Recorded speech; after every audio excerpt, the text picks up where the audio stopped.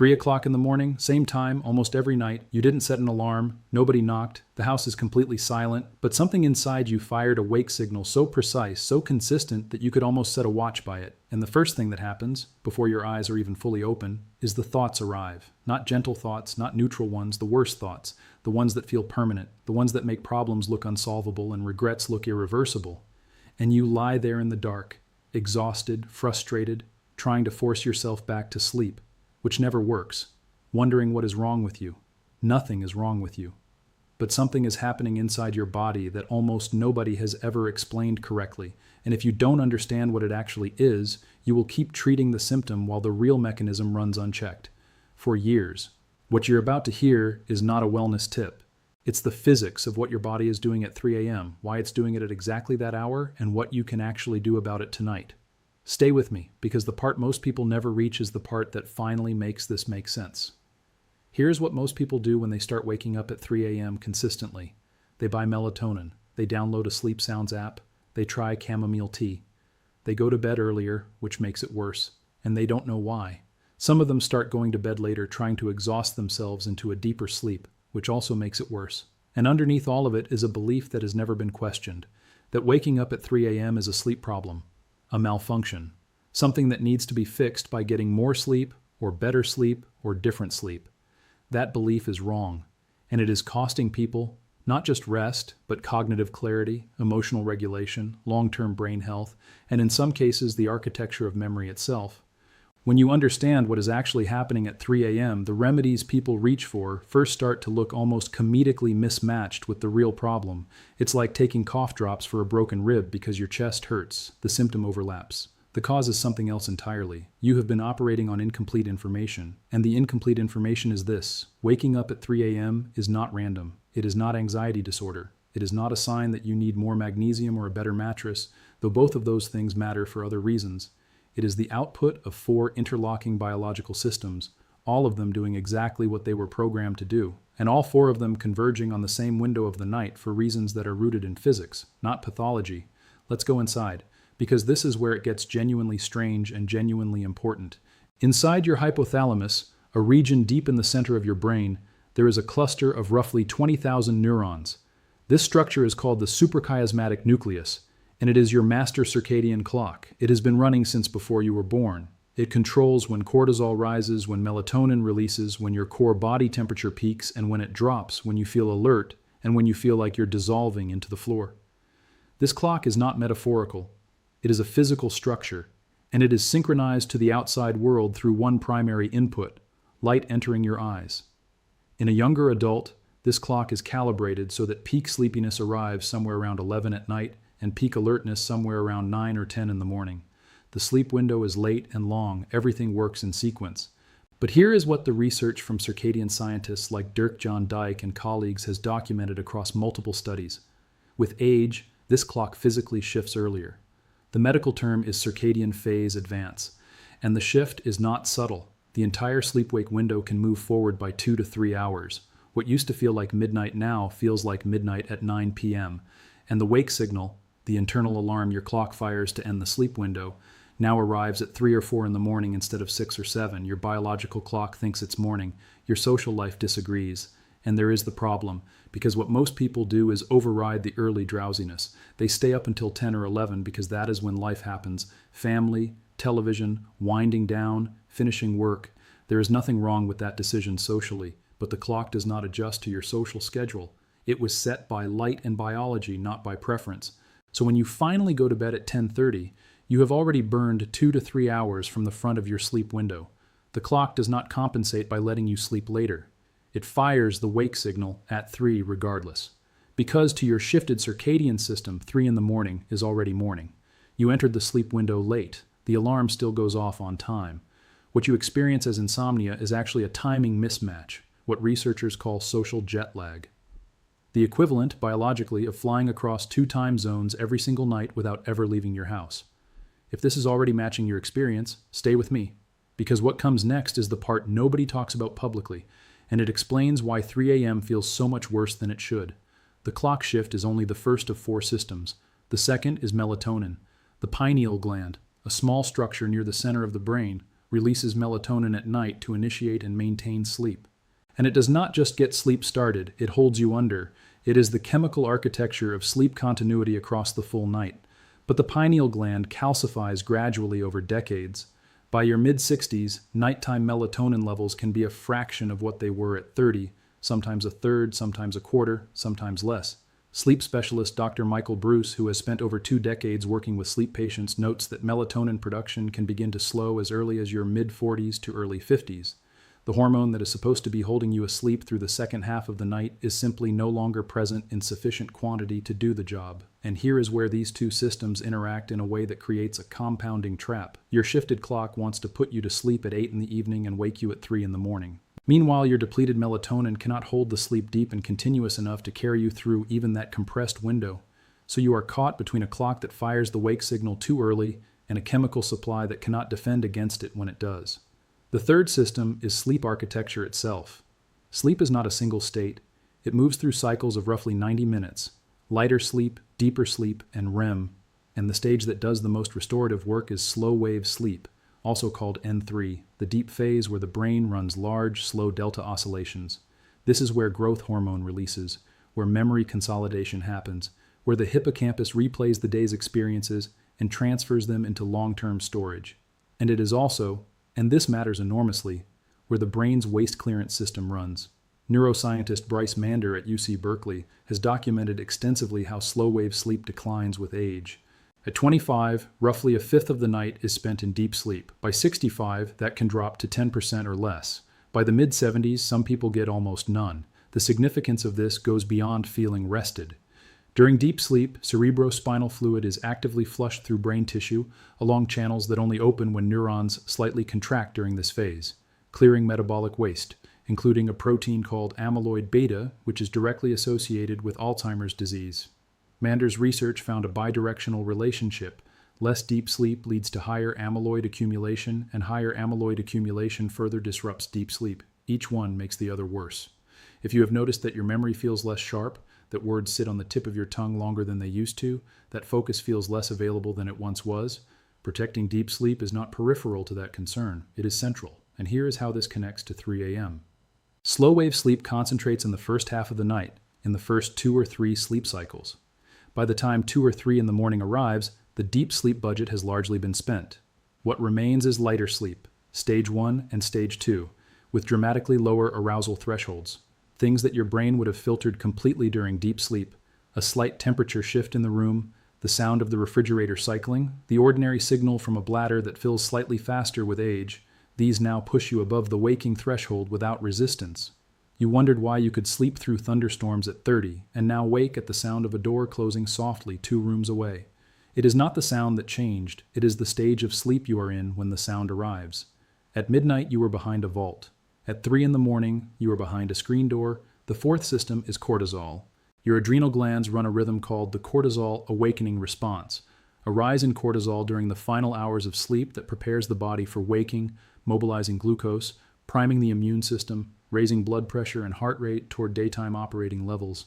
In a younger adult, this cortisol rise begins around 4 or 5 in the morning and peaks about 30 to 45 minutes after waking.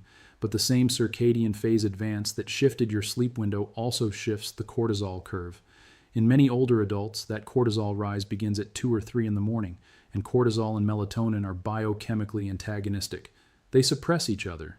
In a young person with high melatonin and correctly timed cortisol, the two hormones hand off smoothly. Melatonin dominates the night, cortisol rises toward genuine morning. The transition is seamless. In an aging body with depleted melatonin and early arriving cortisol, the handoff happens too soon. The melatonin that should be holding you under is already insufficient. The cortisol that should not arrive for another 2 hours is already present. 2 relay runners who were supposed to pass the baton at sunrise instead colliding in the dark at 3 in the morning, and the balance tips hard toward waking. This is why the thoughts feel so catastrophic at 3 a.m. When cortisol activates in the dark with no task and no light, the brain's default mode network fires. The self-referential rumination system that replays old conversations, generates worst-case scenarios, revisits regrets with cinematic vividness. At 3 a.m., nothing is competing with it. There is no light, no external input, no directed task. And the prefrontal cortex, the region that normally evaluates and contextualizes those thoughts, that says this worry is not proportionate to reality and this problem can wait until morning, is still offline. The prefrontal cortex is the last brain region to fully activate upon waking. It requires light and time. So at 3 a.m., you are running the worry software without the control software. The thoughts feel urgent and inevitable, not because they are true, but because the part of your brain that would tell you they aren't is still asleep. The same problems that feel catastrophic at 3 in the morning will feel manageable and bounded at 7. Nothing about the problems changes. Everything about which brain regions are processing them does. 4 systems. A clock that advanced. A melatonin supply that shrank. A sleep architecture that thinned. A cortisol curve that moved. All 4 governed by the same shifted circadian master clock. All 4 converging on the same hour. Every single night. Now here is how you know this is specifically what is happening to you, and not something else. The first sign is the consistency. If you are waking within the same 30-minute window most nights, not randomly scattered across the early morning hours, but reliably clustered around 2:30, 3, 3:15, that precision is the signature of a circadian-driven event. Random arousal is scattered. Circadian events are precise. The second sign is the drowsiness timing. If you have noticed that you feel genuinely sleepy earlier in the evening than you used to, that 9 o'clock feels like midnight used to feel, that staying awake for the end of a film you are actually enjoying requires effort, that you sometimes catch yourself nodding somewhere you never would have 10 years ago, that is the phase advance. Your clock shifted, your schedule did not. The gap between them is where the 3 a.m. problem lives. The third sign is morning depletion. If you consistently wake feeling like something was missing from the night, not that you slept too few hours, but that the hours you slept did not restore you the way they once did, the missing component is almost certainly slow-wave sleep. The hours were present, the depth was not. And the fourth sign is the thought quality at that specific hour. If the same financial worry, relationship tension, or health concern that you can manage pragmatically at noon feels like a confirmed catastrophe at 3 in the morning, you are experiencing exactly the cortisol prefrontal mismatch described above. You are not falling apart. You are chemically awake in a brain that is not finished sleeping. If someone in your life wakes at this same hour every night and has never had anyone explain why, share this with them, not as a diagnosis, but as a map. Because most people carrying this have been told it is stress or anxiety or just getting older, and they have never been given the mechanism. The mechanism is the thing that makes the solution make sense. So what do you actually do? And here is where the research is specific and, importantly, low cost. The root cause, the clock shift, responds to light, and the intervention is deliberate evening light exposure. Bright light signals the suprachiasmatic nucleus to delay the circadian clock, pushing the sleep onset window later and the wake signal later with it. This is the reversal of morning light, which advances the clock and makes everything earlier. If your clock has already advanced too far, morning light in the first hour after waking makes the problem measurably worse. It pushes the clock earlier still.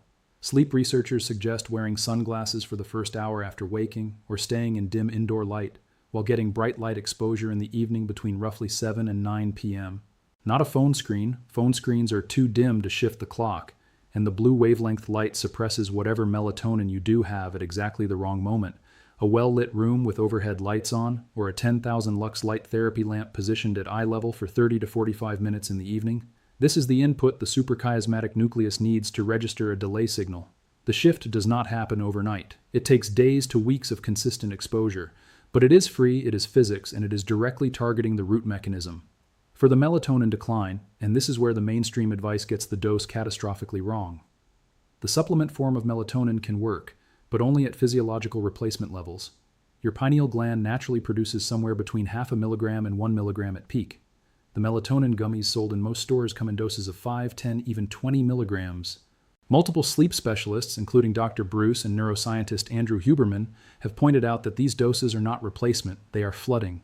Excess melatonin disrupts the same circadian rhythm you are trying to support, causes vivid or disturbing dreams, and can produce paradoxical wakefulness in the middle of the night, the exact symptom people are trying to treat.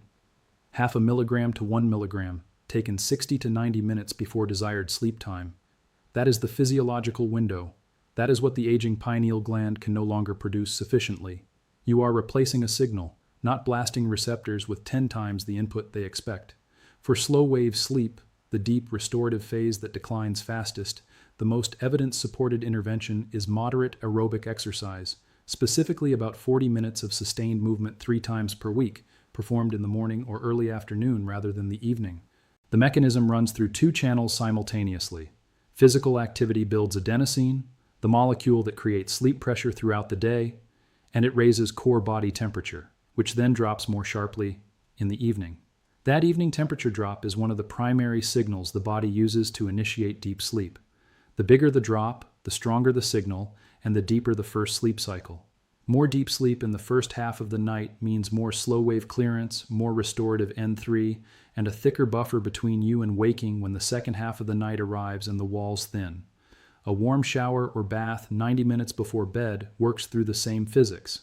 The warm water triggers vasodilation near the skin surface, rapidly releasing core body heat, accelerating the temperature drop that the brain reads as sleep onset.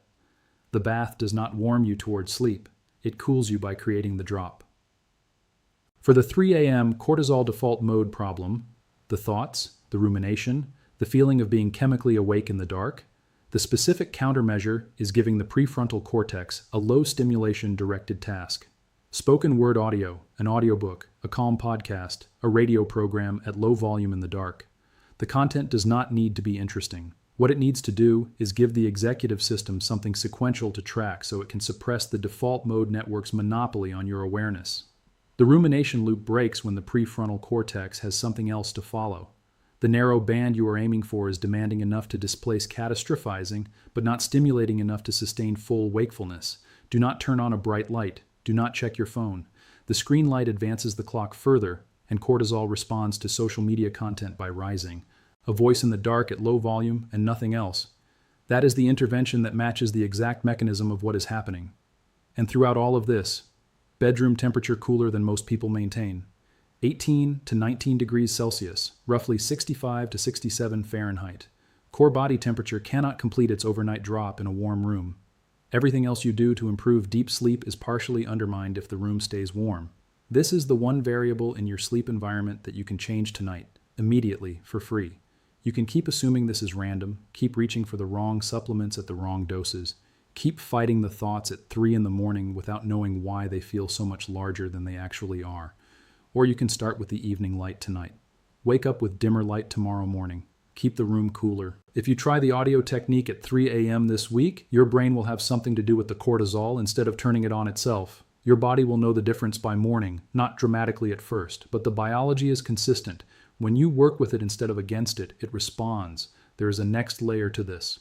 Because everything covered here assumes no underlying sleep disorder is amplifying the problem, and a significant portion of people waking in the early morning hours have one that has never been identified. That is the next investigation on this channel. If you have been waking up at 3 a.m. almost every night and nobody has ever explained the actual mechanism to you before, this channel is for you. Subscribe. We go deeper every week.